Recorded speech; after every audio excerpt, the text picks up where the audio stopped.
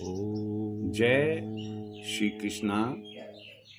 हमने पहले एक एपिसोड में आप लोगों को बताया था कि शिव पूजन के समय हमें कौन कौन सी बातों को ध्यान में रखना चाहिए।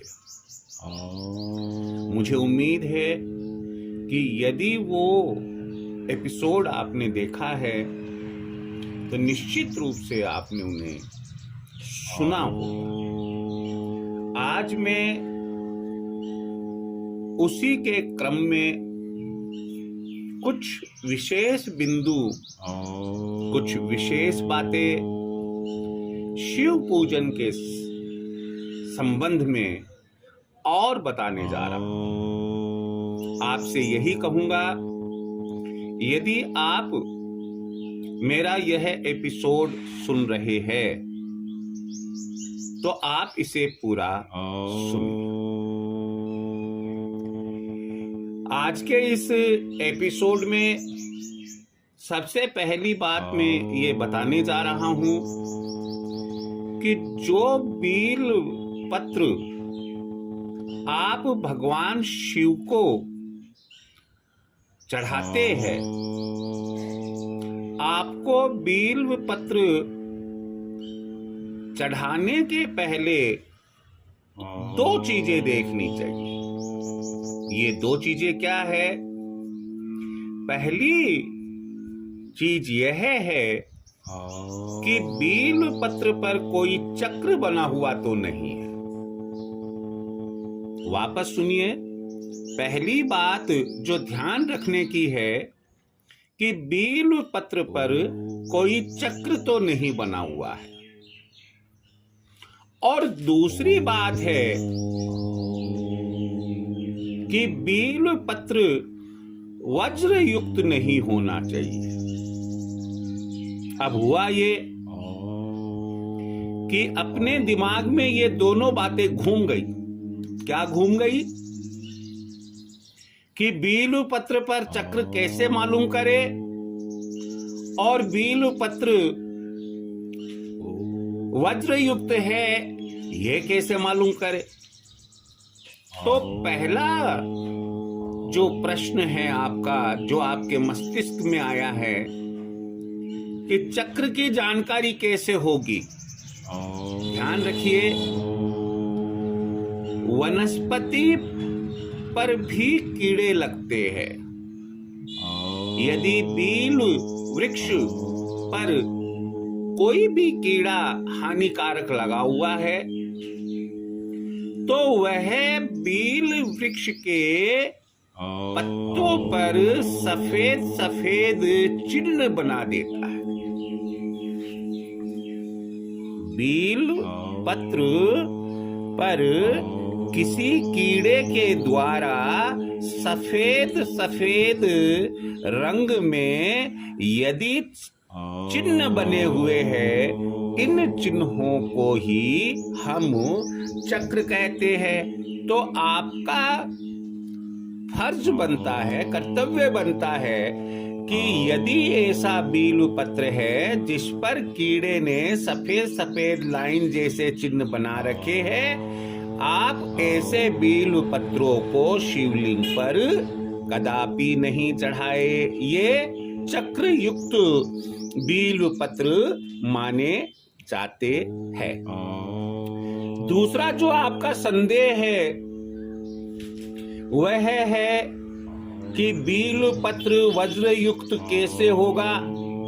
आपने 3 दल वाला या इससे बड़े ज्यादा दल वाला आपने बील पत्र तोड़ा, डाली से तोड़ेंगे तो जो बील पत्र आपने तोड़ा, आप पाएंगे कि उसके पीछे एक डाली से मोटी, जो 3 दल जिस डाली के, पतली सी डाली के सीख के लगे हुए हैं, जुड़े हुए हैं, उनके ठीक पीछे यानी कि जहां से वो शुरू हो रही है डाली 3 दल वाली, वहां पर घुंडी जैसी एक गांठ जैसी दिखाई देगी आपको।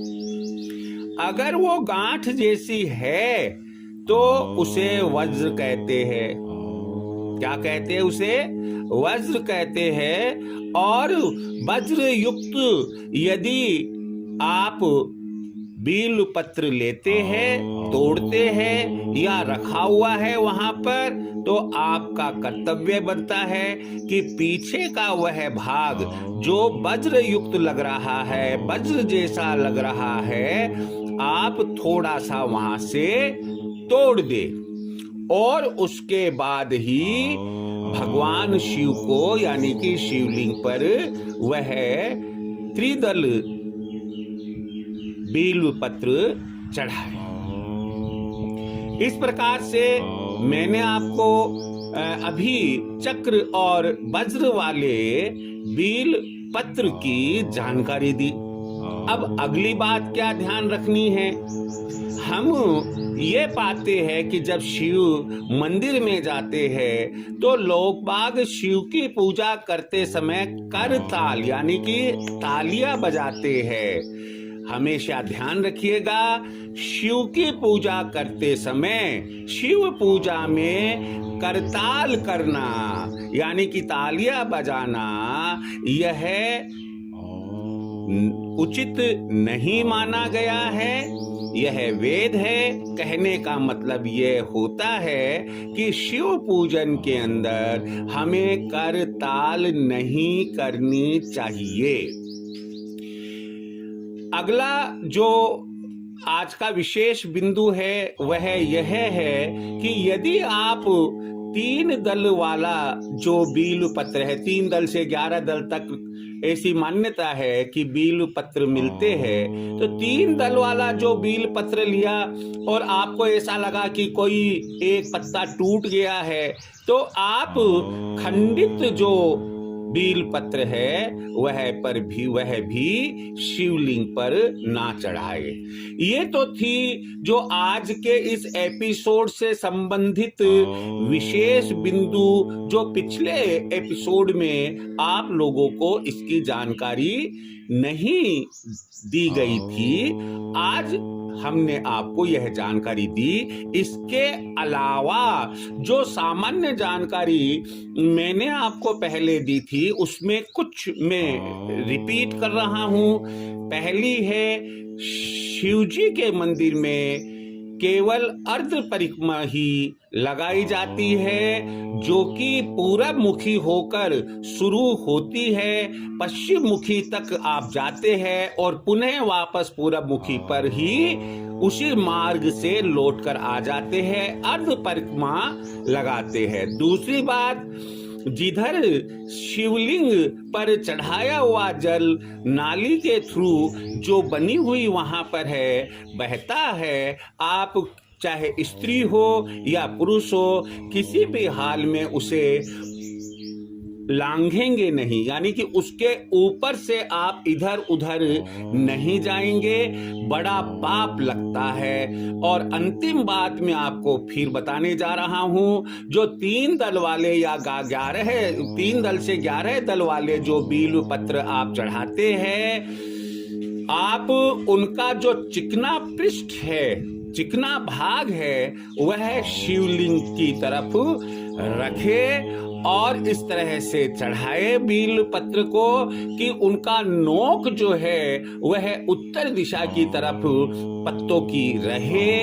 तो इस तरह से विशेष बिंदु के साथ साथ कुछ सामान्य बिंदुओं का पुनः मैंने हवाला दिया है। शिवजी की पूजा एक ऐसी पूजा है, कहते हैं कि शिव पूजा करने के बाद में अन्य देवी देवताओं की पूजा करे या कि नहीं करे, वह चराचर जगत की पूजा मान ली जाती है। मुझे पूरी उम्मीद है कि आपने आज के इन विशेष बिंदुओं को ध्यान से सुना होगा और आप अपने जीवन में शिव पूजा के समय इन पर अमल करेंगे।